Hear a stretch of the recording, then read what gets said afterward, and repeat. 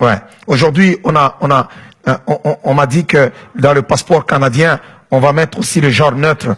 Vous voyez comment est-ce que le monde a basculé. Nous sommes dans un moment où il y a vraiment de la folie. Il n'y a personne qui peut dire qu'il est neutre. Non. Personne n'est neutre. Tu es homme ou tu es femme. Et d'ailleurs, c'est bizarre, c'est dégueulasse lorsque on se retrouve qu'on est homme et on veut jouer à la femme.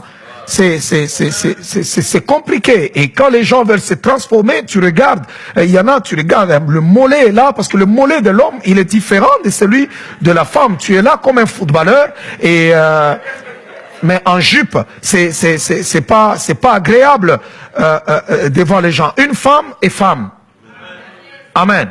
Oui, quand on regarde là, même si on vous cachez tous le corps, on regarde juste la tête. La femme est femme. Alléluia. Si Dieu doit permettre aux homosexuels d'entrer dans l'église, dans notre génération, alors il doit d'abord demander pardon aux gens de Sodome. Alors il devra s'excuser auprès des gens de Sodome. Et je sais que la Bible est la parole de Dieu, parce que la Bible déclare dans le Nouveau Testament même que les homosexuels n'hériteront pas le royaume de Dieu.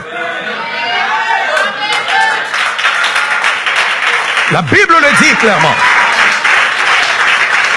On peut faire tout ce que nous voulons. Nous pouvons voter les lois que nous voulons, mais nous ne pouvons pas changer la loi de Dieu.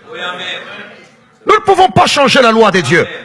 Nous pouvons chercher à créer des églises pour mettre cette espèce de gens tranquilles, mais la parole de Dieu, on ne peut pas la transformer. Elle est la vérité. Alléluia.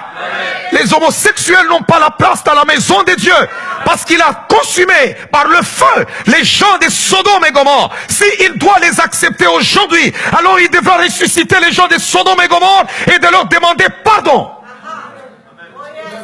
Puisque c'est le même Dieu. Il n'y a pas eu changement de régime au ciel. C'est le même Dieu, c'est le même Dieu, c'est le même Dieu. Alléluia. Aujourd'hui, quand on tient un tel discours, ça met les gens mal à l'aise, et les gens commencent à essayer de bouger, les autres commencent à se dire, oh, l'homme de Dieu, qu'est-ce qu'il est en train de dire là? Oui, je le dis. Si on ne le dit pas, qui va le dire? Les enfants qui naissent aujourd'hui sont à l'école avec des professeurs qui sont homosexuels. Qui leur dira que ces pratiques ne sont pas des bonnes pratiques si l'église n'en parle pas? Qui leur dira? La génération qui vient pensera que c'est comme ça que le monde a toujours évolué. Cette situation est normale. Écoutez-moi, jeunes gens, vous ne pouvez pas aimer un homme comme toi, une femme comme toi, parce que c'est une abomination. L'homosexualité est démoniaque, c'est une abomination.